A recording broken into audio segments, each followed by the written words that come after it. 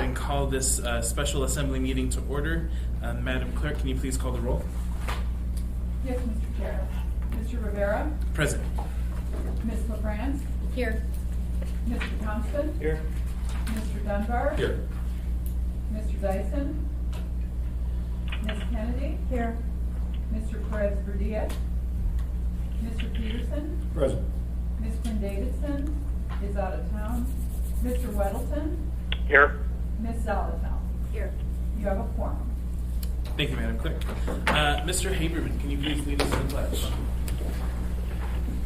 I pledge allegiance to the flag of the United States of America and to the republic for which it stands, one nation, under God, indivisible, with liberty and justice for all. Thank you. All right, so we just have one item of business before us, renewal of a new marijuana license. It's item 4A, resolution number AR 2019-288, a resolution of the Anchorage Municipal Assembly setting a public hearing for the first time renewal of and approving the renewal of municipal marijuana retail license for Tundra Herb Company, LLC DBA Tundra Herb Company, license number M17480.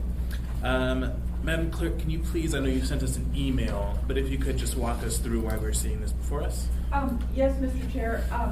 This is a public hearing item, so as soon as we're done with an introduction, we'll need to open the public hearing. What happened is we have a new marijuana license that was issued on May 12th. The clerk has a deadline to notify applicants of the renewal period on May 1st. So we did not notify this applicant that her license renewal needed to be done by June 30th. Even so, that's not a requirement for renewals, and I presume this applicant will know that in the future. But as you know, if you don't submit a renewal application by the deadline of June 30th, then the operator must cease operations by September 1st or after August 30th. So when the applicant came to the clerk's office understood what the misunderstanding and the issues were here. And in an effort to address that, we contacted the chair, who agreed to this special meeting. We were able to publicly notice the public hearing, and business license official Mandy Honest prepared the resolution that's before you. The departments worked very hard to get the approvals in. Thank you very much. And Assembly Council also reviewed the AR that's before you. And that's how we got to this spot. Okay, thank you, Madam Clerk. I'm going to go ahead and open up to public testimony. Would anyone like to testify on this item? Anyone at all? I guess I can. Sure. I can. My name is Sylvia Ramirez. I am the chair for the Alcohol and Marijuana Committee for the Anchorage Downtown Community Council. And at this time, we just received notice as well from the clerk's office, meaning that we have to take time to proceed and go through the process of memorandum of understanding for the licensee. And we are going to be scheduling that for this Monday. Sure, Mr. Constantine. This is a renewal, so. Right, but we've gone through other renewals. Right, you did, but in the previous round, you did go through that process with them? We already went through the process. Yeah, just not for the renewal. We've done that. Yeah. But we always go through any time it's a transfer, Yeah. renewal, new application. We just want to make sure that the community is happy and the licensees are happy and we work in harmony. Yeah, perfect, thanks. Yeah, thank you, Mr. Constantine. Thank you for your testimony. Would anyone else like to testify on this item? Anyone at all? All right, public testimony is closed. What is the will of the body? Move to approve. Second. Moved and seconded. Any discussion on the item? I have a question. Mr. Weddleton. Just kind of the standard stuff. Are there any NOVs? Do they owe any taxes and so on?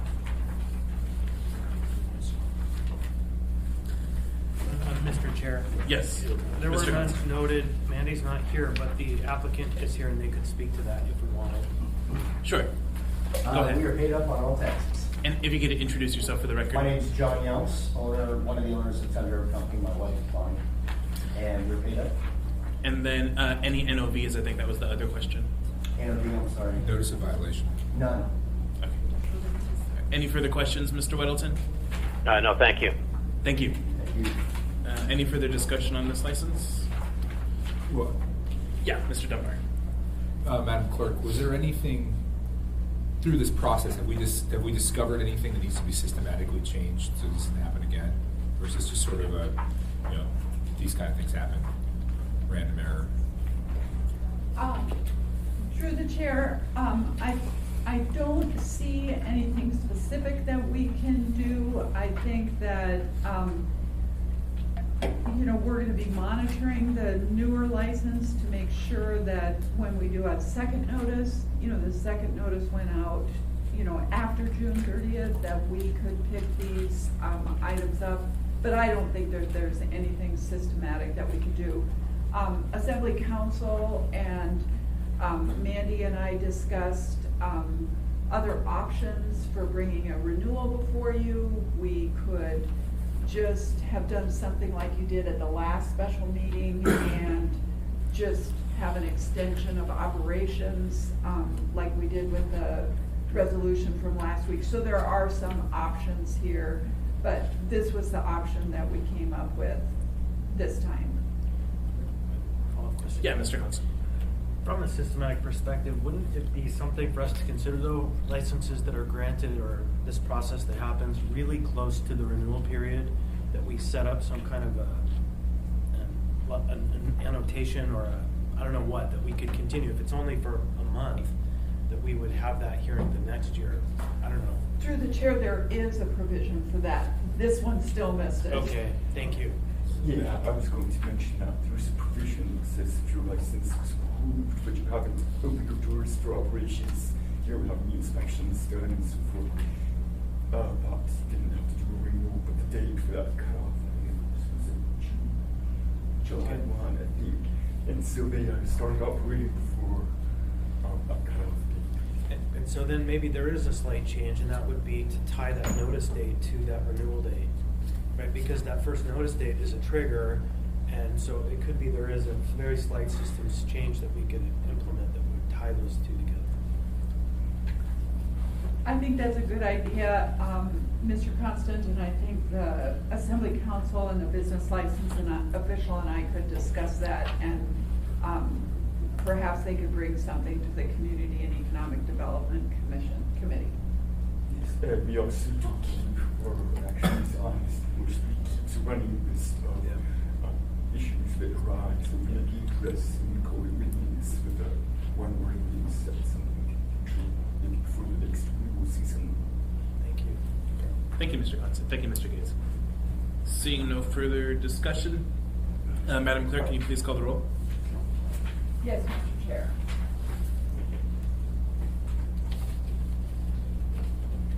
Mr. Rivera. Yes. Ms. LaFrance. Yes. Mr. Constant. Yes. Mr. Dunbar. Yes. Mr. Dyson. Absent. Ms. Kennedy. Yes. Mr. Peterson. Yes. Mr. Weddleton. I think I'm yes. Did I hear a motion to approve in second? Maybe I missed that. Chris Constant moved to approve. You did, okay. And Meg Zalatel seconded. See, it's better to be there live. Yes. Ms. Zalatel. Yes.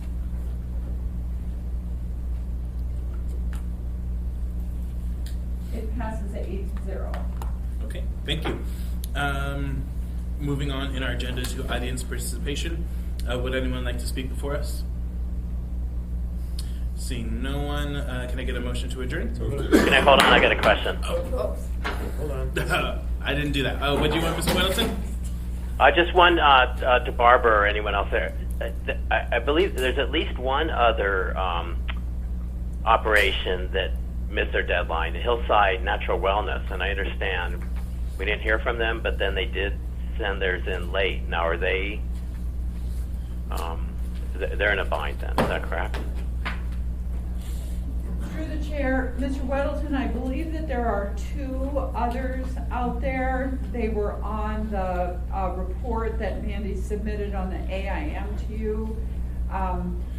We did hear from one, but I am sorry, I don't know the answer to that. I can follow up and send you the email on the latest that we've received. And yes, code enforcement has been notified that those 2 operations, as I understand it, need to cease operations. Mr. Chair. Well, I appreciate that we'd have a special meeting for this one so they don't have to close for 10 days. And I'm just worried, I mean, they had kind of an interesting quirk in theirs, but these other ones are a similar situation, and they may say, can we have a special meeting too? And I think we should think about how we would handle that. Yeah. Thank you, Mr. Weddleton. Good points. Mr. Constant? Yeah, two points on that. I believe those 2 licenses are the same companies. They're just different entities that the company holds. And I would like to receive those emails as well. And then maybe what we do in the future is for this cycle, just until we get a real rhythm going, is at the end of August, we set a special meeting that is just intending to be a cleanup meeting, just in case there are some things that fell through. So, and in that way, just for maybe the first couple of years more, we establish a procedure where we don't have to have 3 special meetings, but we do 1. Yeah, Mr. Gates? Oh, thank you. I would like to mention one distinguishing fact for this licensee as opposed to the other 2 that we just talked about is those got them the first notice that the renewal period is coming up, and this way they can get that notice, and that's just a issue that happens. Yeah, thank you, Mr. Gates. But I think I do agree with Mr. Constant's idea there of rather than having all these series of special meetings, as much as I like hanging out with everyone, I think having one consolidated meeting would be great. Towards the end of August. Yeah. Yeah. All right. Any other discussion? We already had the motion. Okay. We're adjourned. Cool.